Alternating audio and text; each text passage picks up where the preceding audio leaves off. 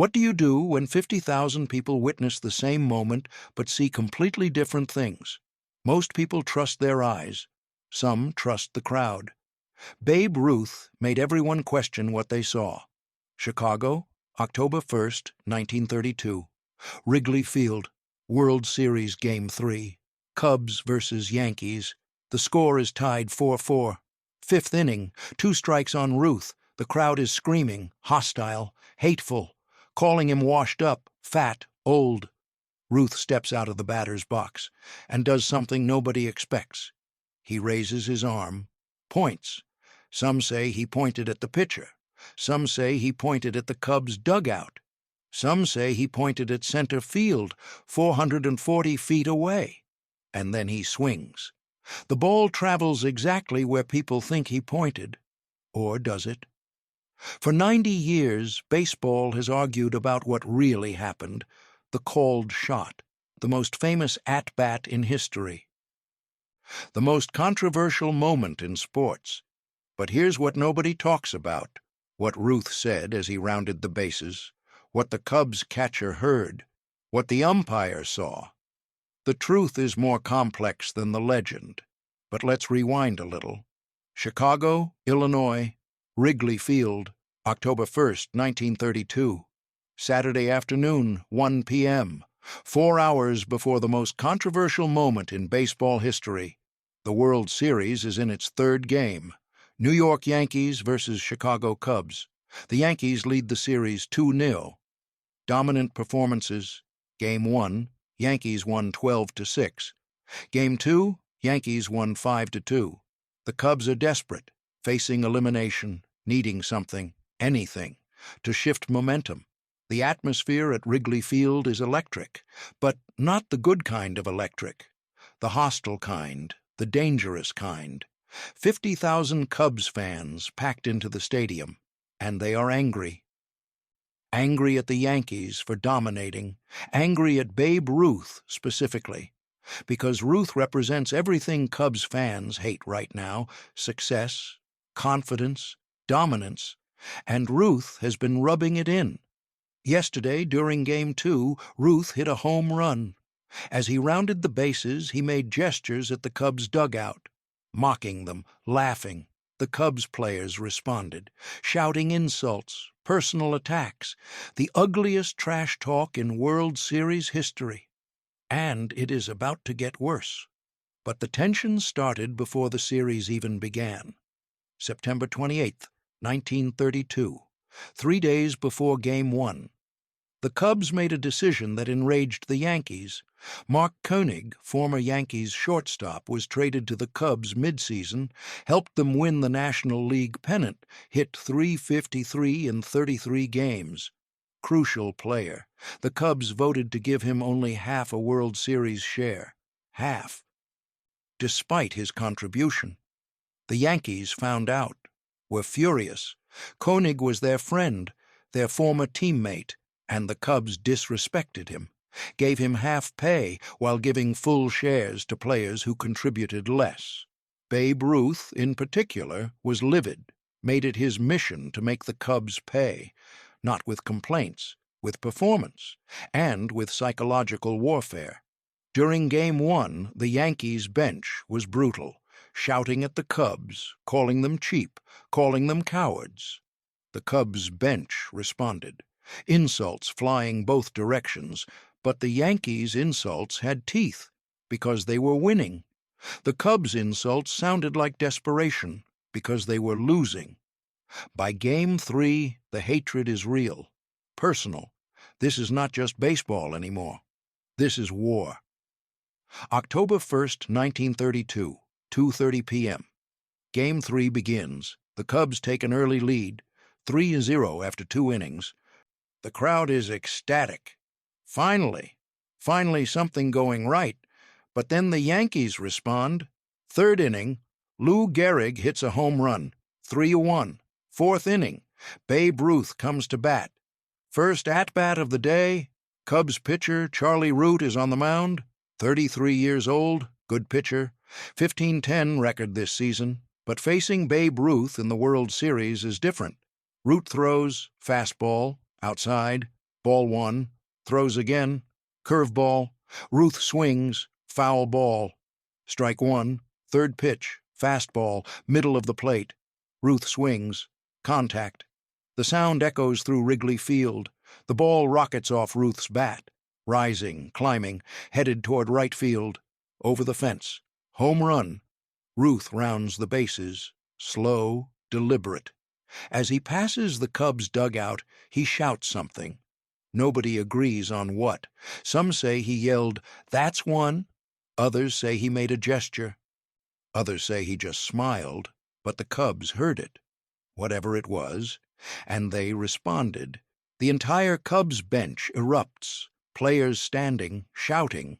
The insults are personal, vicious, about Ruth's weight, his age, his declining skills, about his personal life, his wife, things that cross lines. Ruth ignores them, touches home plate, returns to the Yankees' dugout. His teammates are laughing, loving it. But Ruth is not laughing. Not yet. He is waiting. Fifth inning. The score is now tied 4-4. Cubs rallied. 2 runs in the bottom of the fourth. The momentum has shifted. The crowd senses it, believes. This game is winnable. This series is not over. Ruth comes to bat again. The crowd reaction is instant, deafening. 50,000 people on their feet, booing, screaming, throwing debris onto the field. Lemons, actual lemons. Someone throws a lemon that lands near Ruth's feet. He picks it up, holds it high, mocking. The crowd boos louder. The Cubs' dugout is standing, every player, every coach, shouting insults. The noise is overwhelming. This is the most hostile environment Ruth has ever faced, and he is loving it. Charlie Root stands on the mound. He threw the pitch Ruth hit in the 4th inning, the home run that tied the game. Root is angry, embarrassed, determined not to let Ruth beat him again. Cubs catcher Gabby Hartnett crouches behind the plate, 31 years old, one of the best catchers in baseball. He is talking to Ruth. Trash talk from 3 feet away. "You're done, babe. Washed up. This is our house." Ruth does not respond, just digs into the batter's box. His routine: back foot planted, front foot tapping, bat held high, waiting. Root winds up. Throws. Curveball, outside corner, perfect pitch. Ruth watches it. Strike 1. The umpire, Roy Van Grafflin, calls it loud. "Strike!" The Cubs' dugout erupts, celebrating a called strike like it is a home run. The crowd goes insane. 50,000 people screaming, trash raining from the stands. Ruth steps out of the box, looks at the Cubs' dugout, smiles. That smile, the one that says, "You have no idea what is coming." He steps back into the box. Root throws again. Fastball, inside, too inside, almost hits Ruth. Ruth pulls back. Ball 1. Hartnett, the catcher, says something. Ruth ignores him. Root's third pitch, another curveball, low and away, close pitch, could go either way. The umpire calls it strike 2. The crowd explodes. The noise is deafening, the entire stadium shaking. 2 strikes, 1 more, and Ruth is out. 1 more, and the momentum stays with the Cubs. 1 more, and the legend never happens. But here is where the story splits, where 50,000 witnesses see different things, where history becomes legend, where truth becomes mythology. Ruth steps out of the batter's box. Everyone agrees on that. What happens next? Nobody agrees. Version 1. Ruth holds up 1 finger, then 2 fingers, counting the strikes, acknowledging the count. Nothing more, just showing he knows it is 2 strikes. Version 2. Ruth points his bat at Charlie Root, directly at the pitcher, a gesture of challenge. "Throw your best pitch. I am going to hit it." Version 3. Ruth points his bat at the Cubs' dugout, mocking them. "You are about to watch me end this." Version 4. Ruth points his bat at center field, 440 feet away, the deepest part of Wrigley Field. Calling his shot. I am going to hit the ball exactly there. 50,000 people watching, 50,000 different perspectives, 50,000 different angles, and no video replay, no cameras capturing every angle, just memory. And memory is unreliable, especially when emotion is involved, especially when you want something to be true so badly that you convince yourself it is. Here is what we know for certain. Ruth raises his arm. His hand is extended. He is pointing at something. The Cubs bench sees it, goes even crazier. More insults, more anger. Gabby Hartnett, the catcher, says something to Ruth. We know this because multiple witnesses confirm it. What did Hartnett say? You'll miss. 3 words, confident, mocking. Ruth looks down at him, and according to Hartnett's own testimony years later, Ruth smiles and says, "Want a bet?" Then Ruth steps back into the box, digs in, bat held high. Waiting. The crowd is at maximum volume, 50,000 people screaming, hating, wanting Ruth to fail, wanting humiliation, wanting revenge for the first home run, for the mocking, for the disrespect. Charlie Root winds up. He knows this is the moment. This is the pitch that will define his legacy. Strike Ruth out, and he is a hero. Give up another home run, and he is a footnote. He throws. Fastball, middle in, good location, good velocity. A pitch that should result in either a swing and miss or weak contact. Ruth swings. The moment the bat makes contact, everyone knows. The sound is different, louder, sharper, more violent. The ball explodes off Ruth's bat, rising, climbing, headed exactly where Ruth pointed, or where people think he pointed. Toward center field, the deepest part of the park.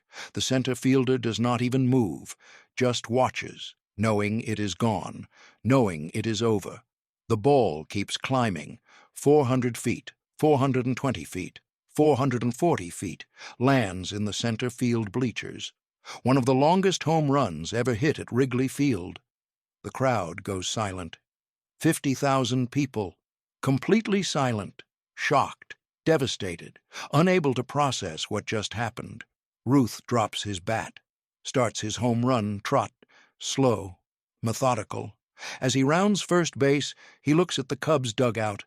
The entire team is silent now, no insults, no trash talk, just shock. As Ruth rounds second base, he passes near the mound. Charlie Root is standing there, frozen, humiliated. Ruth does not say anything, just makes eye contact. That is enough. Third base. The Cubs' third baseman looks away, cannot meet Ruth's eyes. Home plate. Ruth touches it, looks at Gabby Hartnett, the catcher who said, "You'll miss." Ruth grins. "Told you." The Yankees' dugout is insane, players mobbing Ruth, celebrating, laughing. But Ruth is calm. This is not surprising to him. This is exactly what he intended. Before we continue with what people actually saw and what this moment means, do us a favor. Hit that subscribe button if this story is as fascinating to you as it is to us. Drop a like if you're blown away by what Ruth just did. Now, here's what we want to know. Drop a comment telling us where you're watching from and answer this. Have you ever played baseball, or do you prefer watching from the stands? Let us know. We read every comment. The aftermath is immediate. Newspapers scramble. Reporters rush to interview witnesses. What did they see? Did Ruth really call his shot? The answers are all over the place.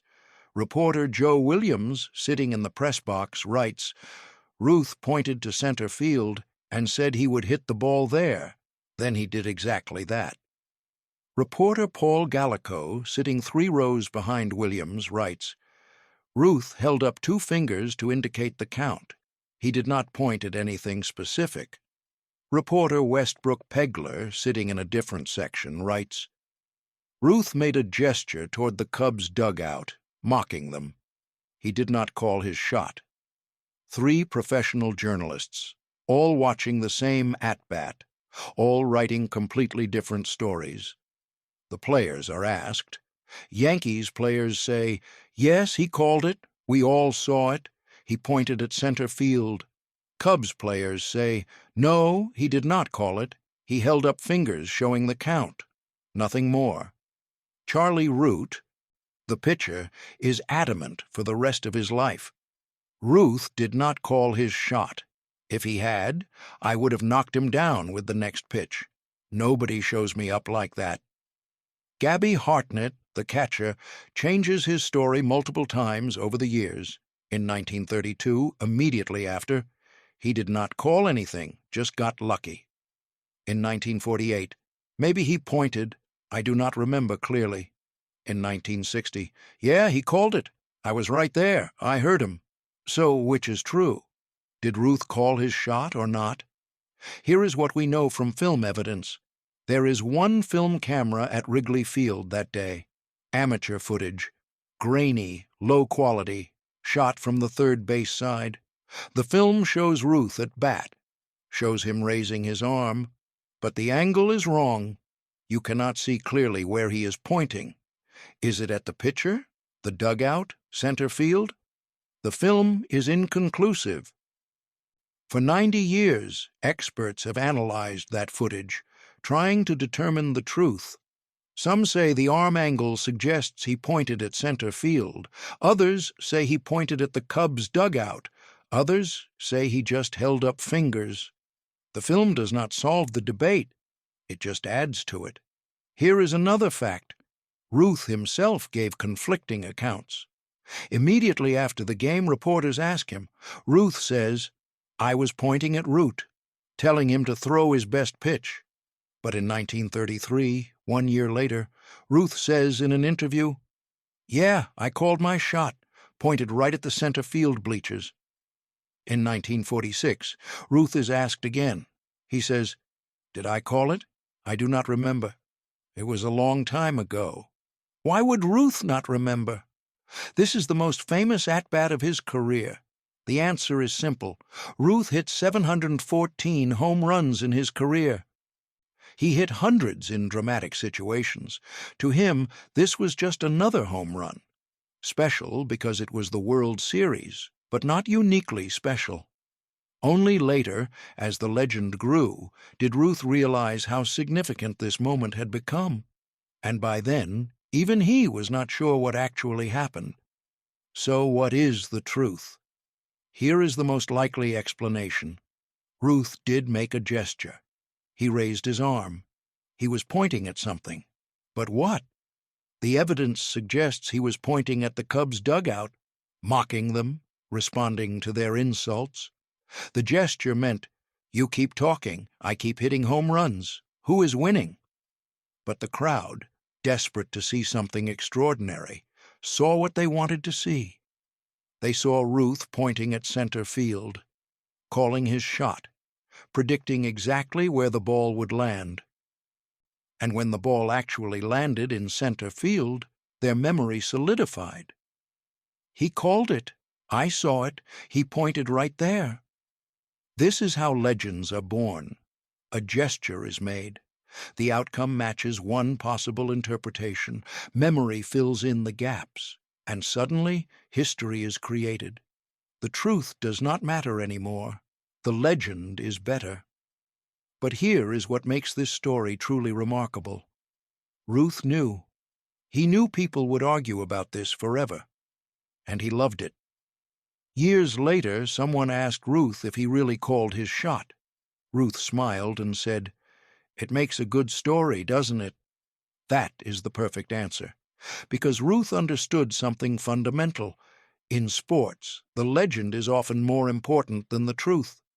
People need heroes, need moments that transcend reality, need to believe in something extraordinary.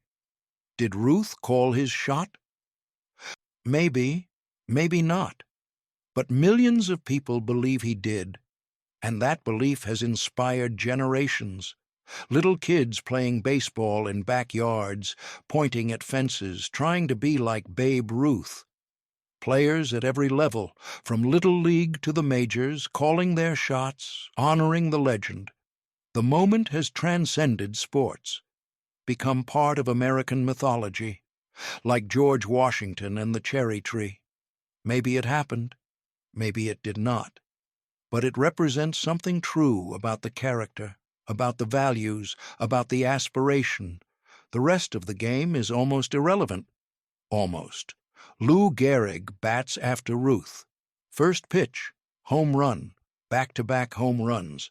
The Yankees go on to win 7-5, and they sweep the World Series. 4-0, complete dominance. The Cubs are humiliated. The called shot is the exclamation point on a dynasty. But for Charlie Root, the moment destroys him. For the rest of his life, he is known as the guy who gave up the called shot. Every interview, every article, that is his legacy. In 1941, a reporter asks Root about it again. Root loses his temper. "I am sick of talking about it. Ruth did not call anything. It is a lie, a myth, and I am tired of being remembered for something that never happened." But that is the price of being part of legend. Truth does not matter. Root pitched 16 seasons, won 201 games, one of the most successful Cubs pitchers in history. But none of that matters. He is forever the answer to a trivia question: who gave up Babe Ruth's called shot? For Gabby Hartnett, the catcher, the story is different. He embraces it, tells different versions over the years, enjoys being part of the legend. When he is inducted into the Hall of Fame in 1955, he is asked about the moment. Hartnett smiles. "Ruth called it.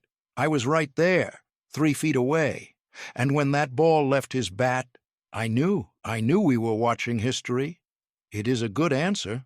Probably not true, but good. Babe Ruth plays 3 more years after 1932, retires in 1935, 714 career home runs. The record stands until 1974, when Hank Aaron breaks it. But even Aaron's achievement does not diminish Ruth's legend, because Ruth's greatness was never just about numbers. It was about moments, about theater, about making baseball larger than life. The called shot is the perfect encapsulation of Ruth's career. Did he actually predict where the ball would land? Probably not. Did he make a gesture that could be interpreted that way? Yes. Did he intentionally create ambiguity that would fuel debate for decades? Absolutely. That is genius, not just athletic genius, showman genius. Babe Ruth understood something that most athletes do not. People do not just want to see great plays. They want stories. They want drama. They want moments they can argue about with their friends, with strangers, with their grandchildren. The called shot gives them that. For 90 years, baseball fans have argued, at bars, at games, online, in books. Thousands of articles written, dozens of documentaries made, all trying to answer one question: did he call it? And the debate will never end, because there is no definitive answer. Just 50,000 witnesses who saw 50,000 different things. October 1st, 1932, 3:15 p.m. The game ends. Yankees win. Ruth walks off the field. Reporters swarm him. Microphones. Notebooks. Questions shouted from every direction. "Babe, did you call your shot?" Ruth grins. "What do you think?" "We are asking you." "And I am asking you. What do you think?" The reporter laughs, realizes Ruth is not going to give a straight answer. "It looked like you pointed at center field." "Maybe I did, maybe I did not. But the ball ended up there, did it not?" That is as close to confirmation as anyone gets that day. Ruth walks to the clubhouse. His teammates are celebrating, champagne everywhere. Lou Gehrig hands Ruth a bottle. "Hell of a home run, babe." Ruth drinks. Which one? Gehrig laughs. Both, but especially the second one, the one where you pointed. Ruth shrugs. I point at a lot of things. But did you point at center field? Ruth looks at him. That look. The one that says, does it matter? Lou, all that matters is we won. 4-0. We are champions. Again. The rest is just stories. And that is the truth. The only truth that matters. The Yankees won. Ruth hit 2 home runs. The legend was born. Everything else is interpretation, perspective, memory. 50,000 people saw something extraordinary. But what exactly they saw, that is for each of them to decide. Babe Ruth is dying. Throat cancer. Hospital room in New York. A reporter visits. Final interview, last chance to get the truth about the called shot. Babe, 16 years ago, World Series, Game 3. Did you call your shot? Ruth is weak, can barely speak, but he smiles. You are still asking about that? The world wants to know. Ruth thinks for a long moment. Then, I pointed, the ball went where I pointed. You decide if I called it. That is not an answer. That is the only answer you are going to get. 2 months later, Ruth is dead. The truth died with him. Or maybe the truth is that there is no truth. Just a moment. Frozen in time, interpreted differently by everyone who witnessed it, and that is perfect, because legends do not need truth, they need belief. And 90 years later, people still believe, still argue, still wonder. That is the power of Babe Ruth, not just what he did, but what he made people think he did. The called shot is the greatest magic trick in sports history, and like all great magic, the secret does not matter. The wonder does.